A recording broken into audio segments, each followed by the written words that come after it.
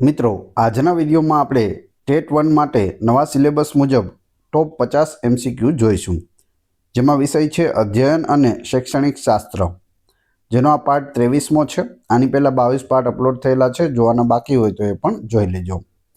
10 ગુણનો આ ટોપિક છે. 10 પ્રશ્નો પૂછવામાં આવે છે અને 10 ગુણ હોય છે.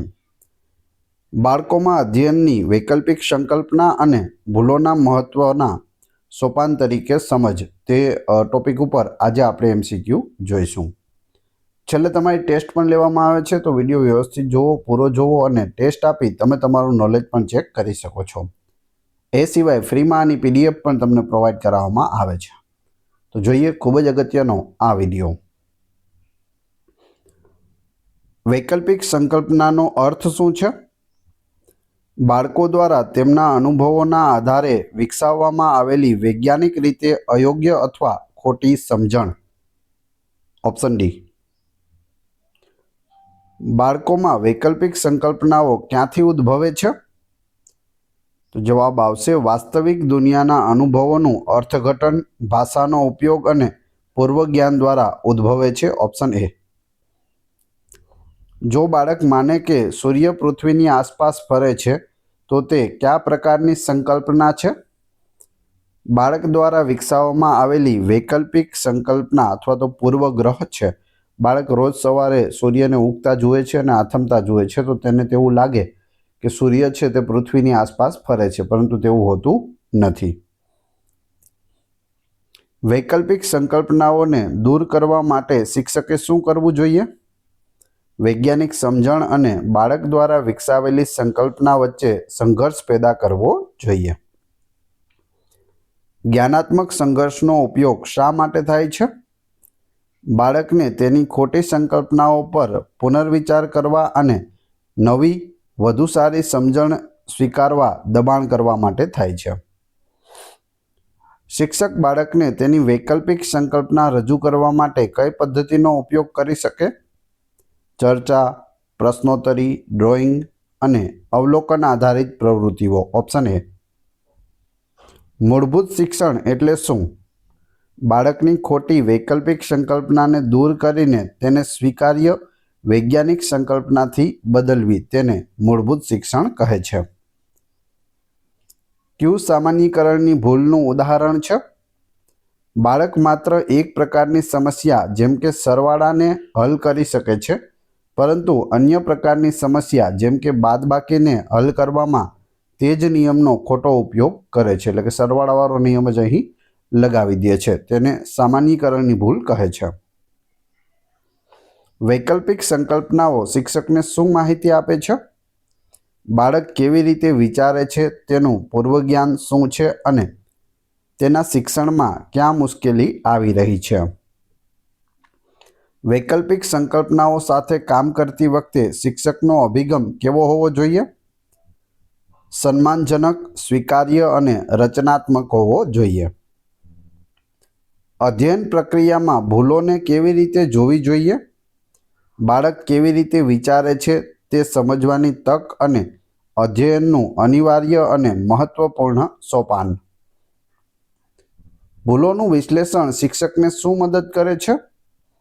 બાળકના વિચારોના મૂળ, ખોટી સમજણ અને અસરકારક ઉપચારાત્મક શિક્ષણની યોજના બનાવવામાં મદદ કરે છે.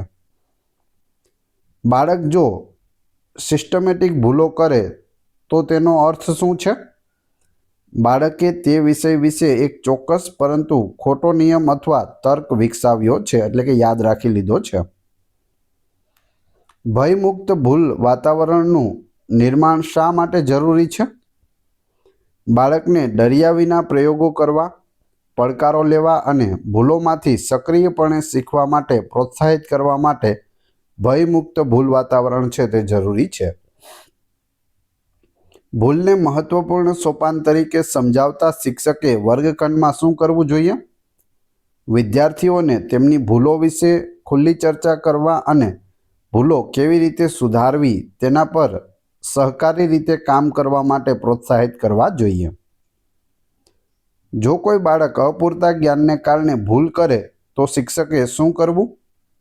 મૂળભૂત ખ્યાલોને ફરીથી શીખવવા અને પૂરતા ઉદાહરણો સાથે પ્રેક્ટિસ કરાવવી.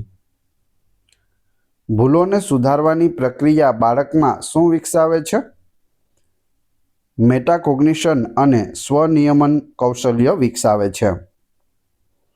ભૂલો પર રચનાત્મક પ્રતિપોષણ કેવું હોવું જોઈએ? શા માટે ભૂલ થઈ અને તેને કેવી રીતે સુધારી શકાય તેના પર ચોક્કસ માર્ગદર્શન આપવું. કઈ બાળકેન્દ્રી પદ્ધતિમાં ભૂલોનું સૌથી વધુ મહત્વ છે? પ્રોજેક્ટ આધારિત અધ્યયન અને સંશોધન આધારિત શિક્ષણ પર. જો બાળક ધ્યાન ન આપવાને કારણે ભૂલ કરે તો શિક્ષકે શું કરવું જોઈએ? બાળકનું ધ્યાન કેન્દ્રિત ન થવાના મૂળ કારણો જેમ કે શારીરિક જરૂરિયાતો, રુચિનો અભાવને ઓળખવા અને સુધારવું. વૈકલ્પિક સંકલ્પનાઓના નિદાન માટે કયું સાધન સૌથી અસરકારક છે? વ્યક્તિગત ઇન્ટરવ્યૂ, ઓપન એન્ડેડ પ્રશ્નો અને સંકલ્પના નકશા. શિક્ષક બાળકને તેની ખોટી સંકલ્પનાઓમાંથી બહાર આવવા માટે કેવી રીતે મદદ કરી શકે છે? તેની હાલની સમજણને નવી માહિતીના આધારે પુનઃરચના કરવા માટે તકો પૂરી પાડીને. પૂર્વગ્રહો કયા તબક્કે સૌથી મજબૂત હોય છે? પ્રાથમિક શાળાના તબક્કા પહેલા અને દરમિયાન, કારણ કે બાળક વાસ્તવિક દુનિયા સાથે પ્રથમ ક્રિયાપ્રતિક્રિયા કરે છે. જો બાળક માને કે વજનદાર વસ્તુઓ હલકી વસ્તુઓ કરતાં વધુ ઝડપથી પડે છે, તો આ સંકલ્પનાને સુધારવા શું કરવું જોઈએ? બાળકોને વિવિધ વજનની વસ્તુઓ સમાન ઊંચાઈથી એકસાથે ફેંકીને પ્રયોગ કરવા અને અવલોકન કરવા કહેવું. ખોટી સંકલ્પનાઓ ધરાવતા બાળકને કેવી રીતે શીખવવું જોઈએ? પહેલા તેની હાલની સંકલ્પનાને ઓળખવી, પછી વિરોધાભાસી ઉદાહરણો રજૂ કરવા અને વૈજ્ઞાનિક સમજણ તરફ માર્ગદર્શન આપવું. ભૂલો બાળકોમાં આત્મનિયમન કૌશલ્યને કેવી રીતે પ્રોત્સાહિત કરે છે? બાળકને તેની ભૂલનું કારણ સમજાવવા, તેની અધ્યયન વ્યૂહરચનાઓનું મૂલ્યાંકન કરવા અને સુધારવા માટે પ્રોત્સાહિત કરે છે. સહાયક ભૂલો એટલે શું? જે ભૂલો શિક્ષકને બાળકના તાર્કિક વિચારો વિશે નિર્ણાયક માહિતી પૂરી પાડે છે અને શીખવવાની દિશા આપે છે તેને સહાયક ભૂલો કહે છે. વિડીયો પસંદ આવી રહ્યો હોય તો લાઈક અવશ્ય કરી દેજો અને ચેનલ ઉપર નવા હોય તો ચેનલને સબસ્ક્રાઈબ કરી બેલ આઇકોન પ્રેસ કરવાનું ના ભૂલશો, જેથી રોજે રોજ આપને નવા વિડીયો મળતા રહે. આગળ જોઈએ. ભૂલો બાળકોને વિવેચનાત્મક ચિંતન માટે કેવી રીતે પ્રોત્સાહિત કરે છે? તેઓ તેમની ધારણાઓ અને ઉપયોગમાં લેવાતી પદ્ધતિઓ પર પ્રશ્ન કરવા અને પુનર્વિચાર કરવા દબાણ કરે છે. કઈ માનસિકતા ભૂલોમાંથી શીખવા માટે સૌથી મહત્વપૂર્ણ છે? વૃદ્ધિ માનસિકતા. વૃદ્ધિ માનસિકતા ધરાવતું બાળક ભૂલને કેવી રીતે જોશે? આ શીખવાની પ્રક્રિયાનો એક ભાગ છે અને હું આગલી વખતે વધુ સારો પ્રયાસ કરીશ. રચનાત્મક શિક્ષણના દૃષ્ટિકોણથી અધ્યયન કેવી રીતે થાય છે? બાળક સક્રિયપણે પૂર્વજ્ઞાનના આધારે નવા જ્ઞાનનું નિર્માણ કરે છે, જેમાં વૈકલ્પિક સંકલ્પનાઓ પણ સામેલ હોય છે. જો બાળક ગણિતમાં સ્થાન કિંમત ખોટી સંકલ્પના ધરાવે છે તો શિક્ષકે શું કરવું જોઈએ? મૂર્ત સાધનોનો ઉપયોગ કરીને સંખ્યાના મૂલ્યને દર્શાવવા અને સંકલ્પનાને સ્પષ્ટ કરવી જોઈએ. ભાષા આધારિત ભૂલો ક્યારે થાય છે? જ્યારે બાળક શબ્દોના અર્થ અથવા સૂચનાઓનું ખોટું અર્થઘટન કરે છે, ખાસ કરીને વિજ્ઞાન કે ગણિતમાં. વૈકલ્પિક સંકલ્પનાઓ સમય સાથે કેવી રીતે બદલાય છે? નવા અનુભવો અને માહિતીના આધારે તે ધીમે ધીમે વધુ વૈજ્ઞાનિક સમજણ તરફ વિકસિત થાય છે અથવા બદલાય છે. વર્ગખંડમાં ભૂલોનું પ્રદર્શન શા માટે ટાળવું જોઈએ? તે બાળકના આત્મસન્માનને નુકસાન પહોંચાડી શકે છે અને ભૂલો કરવાના ડરને પ્રોત્સાહન આપી શકે છે. સહપાઠીઓના પ્રતિપોષણનું ભૂલો સુધારવામાં શું મહત્વ છે? બાળકને તેના સાથીઓના દૃષ્ટિકોણથી ભૂલ સમજવામાં મદદ કરે છે અને સામાજિક અધ્યયનને પ્રોત્સાહિત કરે છે. ખોટી સંકલ્પનાઓનું નિવારણ કરવા માટે કયું શિક્ષણ મોડેલ સૌથી વધુ ઉપયોગી છે? સંકલ્પનાત્મક પરિવર્તન મોડેલ. ભૂલની પ્રકૃતિ કયા પાસા વિશે માહિતી આપે છે? જવાબ આવશે ભૂલનું મૂળ કારણ, જેમ કે પદ્ધતિગત, તાર્કિક, ધ્યાનનો અભાવ કે વૈકલ્પિક સંકલ્પના. જો બાળક અસંગત માહિતીનો સામનો કરે તો શું કરી શકે? જ્ઞાનાત્મક સંતુલન અનુભવવું અને સમાયોજન દ્વારા નવી સમજણ વિકસાવવી તે કરી શકે. ઉપચારાત્મક કાર્ય માટે ભૂલોનું વિશ્લેષણ શા માટે મહત્વનું છે? તે શિક્ષકને ચોક્કસ સમસ્યા અને ભૂલના પ્રકાર પર ધ્યાન કેન્દ્રિત કરવા માટે સક્ષમ બનાવે છે. બાળકની ભૂલ તેના શીખવાના લક્ષ્યો સાથે કેવી રીતે સંબંધિત છે? ભૂલ દર્શાવે છે કે કયા લક્ષ્યો હજુ સુધી પ્રાપ્ત થયા નથી અને કયા ક્ષેત્રોમાં ધ્યાન કેન્દ્રિત કરવાની જરૂર છે. વૈકલ્પિક સંકલ્પનાઓને અવગણવાથી શું પરિણામ આવી શકે? નવું જ્ઞાન અગાઉની ખોટી સમજણ સાથે સંઘર્ષ કરશે અને અધ્યયન અધૂરું અથવા અયોગ્ય રહેશે. કયું ધ્યાનની ભૂલનું ઉદાહરણ છે? પ્રશ્નની સૂચનાઓનો એક ભાગ ન વાંચવો અને તેના કારણે ખોટો જવાબ આપવો. ભૂલોમાંથી શીખવું એ શૈક્ષણિક શાસ્ત્રના કયા સિદ્ધાંત પર ભાર મૂકે છે? રામનું અધ્યયન બાળકનું અધ્યયન પ્રક્રિયામાં સક્રિય હોવું. ભૂલોમાંથી શીખવું એ શૈક્ષણિક શાસ્ત્રનો સિદ્ધાંત છે. બાળકનું અધ્યયન પ્રક્રિયામાં સક્રિય હોવું તેના ઉપર ભાર મૂકે છે. જો કોઈ બાળક માને કે બધી સજીવ વસ્તુઓ ખસે છે અને તેથી ઝાડ છે તે સજીવ નથી, તો આ ભૂલ શું દર્શાવે છે? કોઈ બાળક એવું માને કે જેટલી પણ સજીવ વસ્તુ છે, જીવજંતુ હોય, પ્રાણી હોય કે મનુષ્ય હોય કે કોઈ પણ, તો તે એક જગ્યાએથી બીજી જગ્યાએ ખસી શકે છે. જ્યારે ઝાડ છે તે ખસી શકતું નથી એટલે તે સજીવ નથી એવું માને છે. તો તે ભૂલ શું દર્શાવે છે?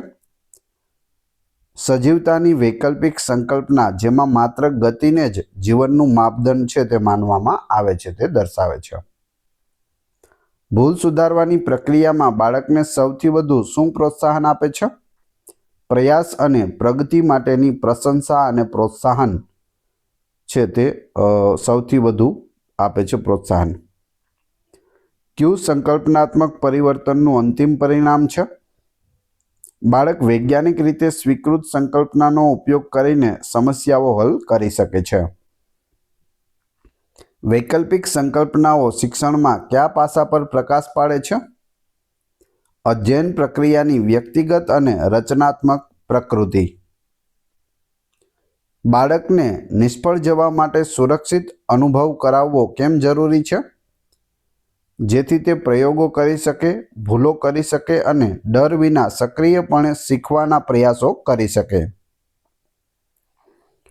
ભૂલો શિક્ષક માટે કયા પ્રશ્નનો જવાબ આપે છે? બાળક કયા બિંદુએ યોગ્ય રીતે વિચારવામાં અસફળ રહ્યું છે તેના વિશે જવાબ આપે છે. હવે તમારી ટેસ્ટ, જે આપણે વિડીયો જોયો તેમાંથી તમને અહીં પ્રશ્નો પૂછવામાં આવે છે, જેનો જવાબ તમારે ક્રમશઃ કમેન્ટ બોક્સમાં આપવાનો છે. તમારે એમ સમજવાનું કે પરીક્ષામાં આ પ્રશ્ન પૂછાયો તો હવે તમને જવાબ આવડે છે કે નહીં. એ પછી આપણે પીડીએફ વિશે પણ વાત કરીશું. પ્રશ્ન નંબર 1, બાળકોમાં વૈકલ્પિક સંકલ્પનાઓ ક્યાંથી ઉદ્ભવે છે? 4 ઓપ્શન આપેલા છે. પ્રશ્ન નંબર 2, વૃદ્ધિ માનસિકતા ધરાવતું બાળક ભૂલને કેવી રીતે જોશે? બંનેના જવાબ ક્રમશઃ કમેન્ટ બોક્સમાં આપી દેજો. આખો જવાબ નહીં લખો તો તમે 1માં ABCD, 2માં ABCD જે આવતું હોય તે લખી શકો છો. વાત કરીએ પીડીએફની, તો આ વિડીયોની ફ્રી પીડીએફ તમને ટેલિગ્રામ અને વોટ્સઅપ ગ્રુપમાં મળી જશે. બંનેની લિંક ડિસ્ક્રિપ્શનમાં આપેલી છે, ત્યાં તમે ફ્રીમાં જોડાઈ શકો છો. વિડીયો પસંદ આવ્યો હોય તો લાઇક, કોમેન્ટ, શેર અને સબસ્ક્રાઇબ કરવાનું ના ભૂલશો. આ ચેનલ ઉપર ઘણા બધા વિડીયો અવેલેબલ છે. તમે ચેનલના નામ ઉપર ક્લિક કરી વિડીયોમાં જઈ બધા જ લેટેસ્ટ વિડીયો જોઈ શકો છો. ધન્યવાદ.